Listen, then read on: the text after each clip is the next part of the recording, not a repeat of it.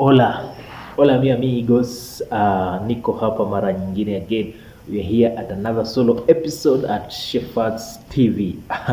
I know umezoea kuwapea some historical insights, but in this solo podcast I want to give some historical insight because kuna kitu ilifanyika na the other episode ya Policide tukiwa na Isaac. We were talking about things that are happening, and also we spoke about a little bit about Africa, the AU seat. Now, this is something that is very much interesting, especially now kwa sababu Mzae amedunda. He is now back home. What are the expectations? What do we expect from him from today onwards? Because yani vitu zitakuwa rampant, na as we always know, this guy, see, politically he's a giant. Before we continue, kindly Maze, as I've said, you are my amigo, my friend, and I always say, amigo, always support the amigos. Our target this time around is by the end of the year to win at least 10,000 subscribers. You are part of it, man. Don't let me down, manze. Just subscribe that thing, manze. Give me some views, give me some support hapo hivyo, and we shall be together pale at the end of the year tukisema review that these things vile zina happen. You'll be part of it, and tutakushukuru sana. Don't worry. Okay, please subscribe. Let me reach this target at least of 10,000 subscribers by the end of this year 2025. Okay, so hit the notification button, share manze, share, and also view the content as much as possible. If you feel unabambika hapo hivyo, pia comment, say something about it. Okay, don't worry, na life will continue. So the AU seat has happened. The AU elections have happened. The African Union chairmanship seat, we had different contestants ambapo right now the winner is from Djibouti, Mahmoud, and they were the people who are being watched, him and Mr. Raila Odinga. Actually, in the first rounds, Mr. Raila Odinga ali win the first and the second, but it went up to the seventh round, which he now gave up, and akasema he is leaving it to the other guys. This is historical because apart from the year 2017 election, the final one, which the late guy, no, not the late, Mzee gave up. Alisema he won't run because unless the IBC is constituted again afresh, and that he has never given up. The old man has never given up. Talking about presidency of this nation, 5 times running, failing, election being rigged, and still he didn't. It does not stop. So in this AU seat, we have not seen why he conceded defeat. Okay, but it is said that SADC played a big role towards this winning by the Djibouti guy, because SADC didn't vote for Raila Odinga, and many other issues ambazo zinasemekana cost him to lose the seat. But this guy is a rampant guy and is coming back home na anarudi na ubaya. I believe atarudi na ubaya kwa sababu political arena hapa hivi Kenya is a little bit tight kidogo, and there's something like I won't say it's like tyranny, or I don't know how to call it, because Mr. President Ruto actually he's doing a lot. People don't like him. Now, if you read, there is a lot of heat. The Azimio party, of which Mzee Raila Odinga contested with for the presidency in the year 2022, actually the other day it was said by the court that it is the majority party, and during the opening sessions of parliament, there were great debate on how the parliament is going to be run by the Azimio as the majority party, and Mr. Junet Mohammed, who has been the minority leader, standing and going to sit on the seat of the majority leader. And at that point, it ended up by the Speaker of the Parliament saying that he is the one to declare which party is the majority party. Yeah, and that's what happened. So that's one of the things that we're waiting up. What we're waiting on to see on which part will Raila stand. We're also thinking after he has lost these elections of the AU seat, is he still popular in our land, or what is he going to do to bring back his popularity? And his popularity, Pia, he has dwindled, considering the fact that people are saying that he shook hands with Ruto. Ruto proposed him to the AU seat. Coming to think of it, because I've heard also somebody saying that when Raila Molo Odinga was the the the infrastructure man in the AU, the African, I think, who was yeah, he was in charge of infrastructure in Africa. Another guy was saying that it is William Samoei Ruto who proposed that he should be dropped from that seat, and he was dropped. And this time around again, it is William Ruto again who is proposing the same one, whom he suggested to be dropped from that seat to be the chairman of the African Union. And so it is a little bit funny because the thing that now Mr. Raila Odinga have been defeated. And I was telling people that Raila Odinga having been defeated does not change many things that much. Whether he loses or whether he wins doesn't bring any effect. Actually, I think I was saying that Ruto will lose whether Raila loses or wins, because Raila may decide to come back home and relax and say no to politics. Or maybe, as his nature is, he may decide to come back home and continue fighting the government, because Raila Odinga has always been trying to stand with the people and fighting for the people. And recently, the young people say that he betrayed them when he went and accepted Ruto's invitation. And most of the members of the opposition party got jobs in the government. Like, for example, the CS of finance, yeah, John Badi, and many others. Joho was in the Azimio party. He was given a ministry, and so on and so forth. So there are many things that we are expecting Raila Odinga to come and help with, actually. And I'm saying help with because there's a high expectations from the citizens of Kenya. From Raila, they have a lot of expectations from Raila that if Raila comes back, maybe he will help to like check the government of William Samoei Ruto, whereby William Samoei Ruto is just politicking a lot, and it is said that he's not doing anything.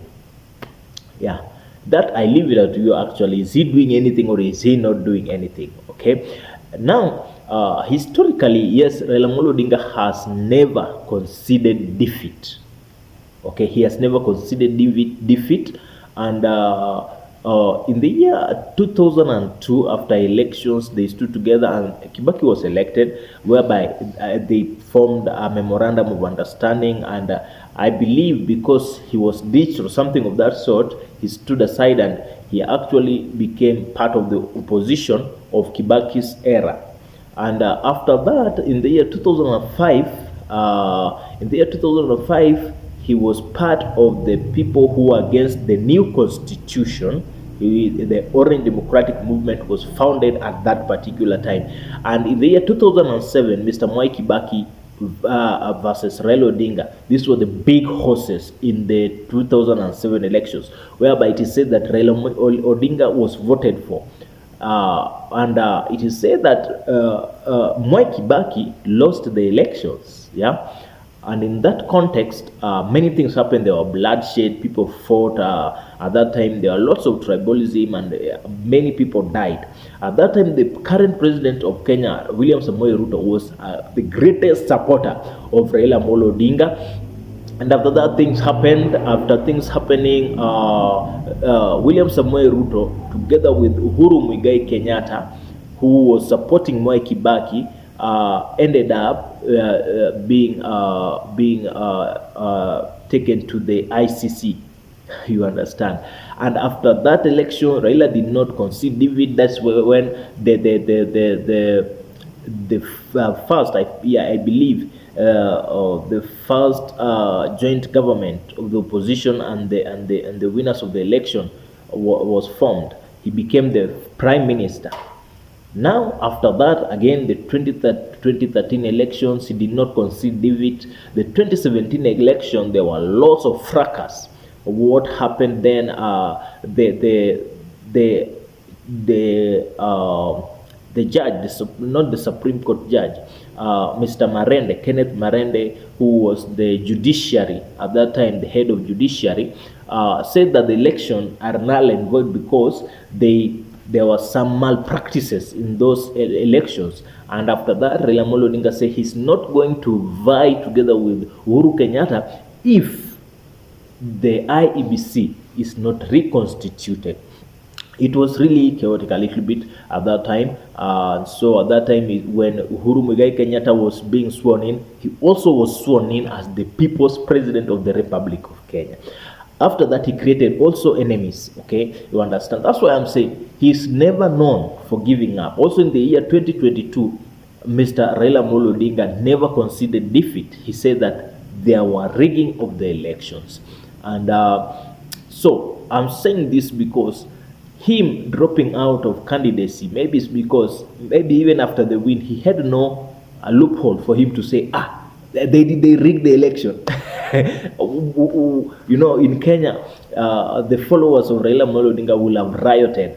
And there was a time we were making jokes that maybe we will riot until we go to Addis Ababa town and riot and look for the shortest route to Addis Ababa and riot and say, oh, the elections were rigged. And so that's just, by the way, that's what we are just saying. So Raila Odinga now is coming back. And also there were some things in ODM whereby ODM, which is his party, there is like a splitting, something is forming up whereby a split may happen. You understand? A split may happen in ODM. People are saying ODM may split because the other day we saw Babu Owino after the statement of Raila Odinga concerning the current governorship of Nairobi. The governor of Nairobi, Mr. Sakaja, Mr. Raila Odinga was like he was endorsing Sakaja, and Babu Owino was not happy with that. He said that Raila Odinga is supporting Sakaja, yet Sakaja is a neighbor's son, it's not his own son. A neighbor's son who did not support him in the year 2013, in the year 2017, not even in the year 2022. So Babu Owino did not like it. Okay, there are many things that are going on in ODM. There are people who also are in ODM that are supporting the government, and there are those who are in ODM, especially even the Secretary General of the party. He has always been standing, and the other time he was seen saying to Raila that he will hand over the party to Raila the same way he was given the party. So Raila is coming back, and he is finding an Azimio whereby Kalonzo Musyoka have also been spearheading the Azimio party a lot. He was among the people cheering up this issue that Azimio is the majority party in parliament. The other day I saw him say that Ruto is the betrayer of Raila Odinga. If not for Ruto, Raila would have won the AU seat.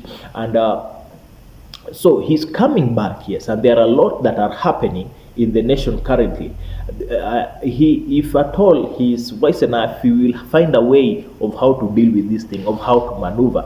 You understand? Because the AU seat, I believe the Djibouti person had an upper hand from the beginning, him being a francophone country, number one, because most of the francophone countries voted for him. Actually, all of the francophone countries voted for him, understand? And also some members of the East African community voted for him, and also SADC voted for him. So you realize that he had an upper hand. Okay, if the SADC constitutes of even Congo, and because I believe there are certain issues that made up the minds of the presidents that are in SADC to decide that it is not Raila Odinga, it is the other guy. But now, when he returns to Kenya now, what is next? What is he going to do? How is he going to handle things? Because people are still waiting. People are still waiting. In the People's Parliament, yeah, we have something of that sort in Kenya, Bunge la Mwananchi. People's Parliament, there are people who are saying, let them stick together with Ruto as usual. We want to see, let them stick together so that we may see how things. Let him not come. And also, some of the people who are talking, they saying them as the Gen Zs, they don't want to hear that Raila is supporting them or so or such kind of a thing. So where is Raila going to stand? It's a little bit a tricky kind of a question. Where is his politics going to stand? It's kind of a tricky because if you check on the issues on the ground, his own kind of a person, his characteristics is of a person who is so much political and so much anti-government. Most of his lifetime in politics, he has always been in opposition from the days of his father to the current days, because Raila has almost the whole of his lifetime being a politician. He has most of the time been in opposition. He has always criticized the government. He has always been like the check and balance of the government. The only person who stands without fear, and even currently, the only person who can stand without fear against William Samoei Ruto, the only person who can speak when he sees wrongs without being intimidated, the only person who is like has a higher voice even than that of the current president William Samoei Ruto, because of Raila Odinga has a voice more than William Samoei Ruto. The only thing that is a disadvantage to Raila right now is his age. Considering the age, he's a little bit old, yeah.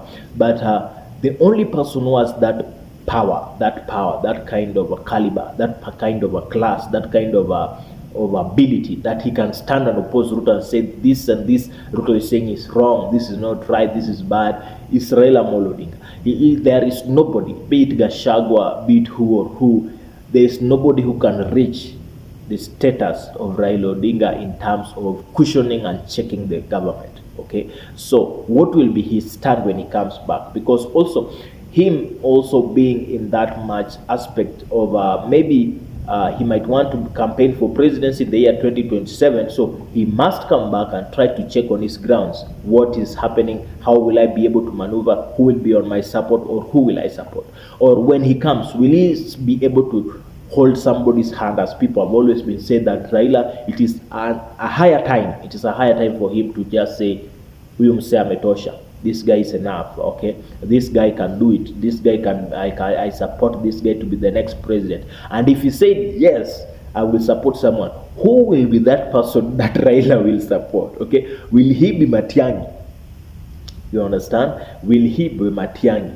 And we must as well understand that Matiang'i is also has a good support ground, or will it be Kalonzo Musyoka? Having it said back then, Raila said back then that Kalonzo is a loyal person. He has been loyal all through. Kalonzo has been loyal, apart from the year 2007, where I don't know what happened with Kalonzo Musyoka. That's where he gained the name Watermelon, where he said he will pass in the middle of all the candidates and no one will see him. He ended up being the vice president of Mwai Kibaki after splitting from ODM and forming ODM Kenya. So Raila said after the election that he has no problem supporting Kalonzo because Kalonzo has been a very loyal person. Yeah, Kalonzo has been a very loyal person to Raila. Actually, even during that time when you see people like this guy, the current Prime Cabinet Secretary, Mr. Musalia Mudavadi, he was a great collaborator with Raila Odinga for a very long time. If you see this guy who is currently the national speaker, the speaker of the National Assembly, Mr. Moses Wetangula, he actually was one of the big collaborators of Mr. Raila Odinga. And so if you check these guys, they just rebelled from him. The last meeting, Mr. Musalia Mudavadi, when he was announcing the presidency for that he might run or not, and calling a meeting, those anticipation that he's going to say, I'm going to run. He had said that my announcement will be an earthquake to the nation. He's going to create a great earthquake. And during that announcement, actually, the earthquake that people saw was that I am supporting UDA. I am part of Kenya Kwanza coalition.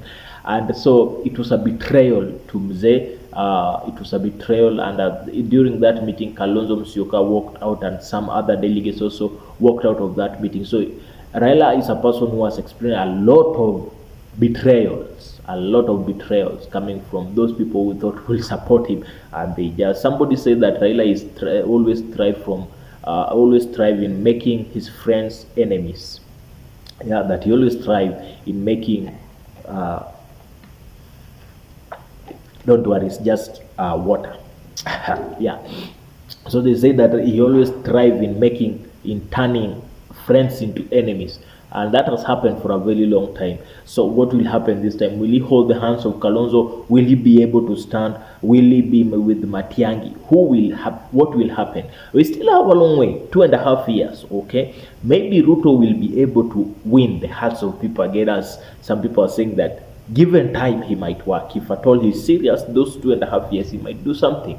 But also considering he has also taken more than 2 years in office, and having it being more than 2 years, people are saying that they don't expect much from Ruto right now, that his time is actually well spent. He cannot do anything. So there are cards that maybe Ruto has, because he might be playing in the West.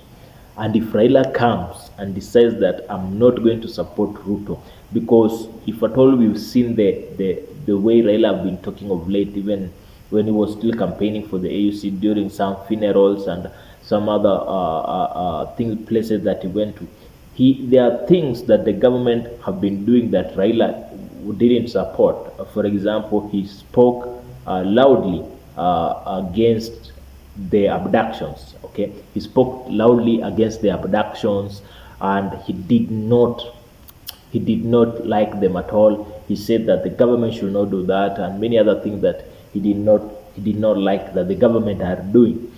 Also, concerning that, if he comes home, and as Raila is always the darling of the West, and if he comes home and ditches Ruto and goes back home and starts to come and starts now to change the situation of the ground, because the ground matters, change the situation on the ground and start saying, no, I don't support Ruto, I support the young people, I support the people of Kenya. Things are expensive, life is expensive, this and this good. So the question is, what is the way forward for Mr. Raila Odinga? What is he coming to do? Okay, he has lost the AUCs, that is a fact. There are people who are hurt, they are crying, they are wounded, yeah, but it doesn't matter. That is him. So, what is next? What do you think is next for him? If you watch this, kindly just comment there and tell us, what do you think is next for Raila Amolo Odinga? Yeah. Yeah, what is next for him? Is he going to come back peacefully and stay at home? Because if I were him, actually, I would just come and say, I'm done with politics. I want to enjoy my life. I want to enjoy my retirement money little as I grow old, and so that is what I want to do. And then I just go home and enjoy my life, or I sit in my urban home here in Karen and just relax, or I go to my rural home and relax, because he's pretty old, he's advanced in age. Yeah, so that's the question that I'm asking today. What is next for Raila Amolo Odinga? Yeah. Well done, man. I love you so much, mi amigos. And as usual, I always say subscribe, share, hit the notification button, share as much as possible, invite friends to this podcast. And as I said, our target for the year is 10,000 subscribers. I know it might seem that's not easy, but I know with the help of God and also you, as you accept to subscribe, it is going to happen. Ciao.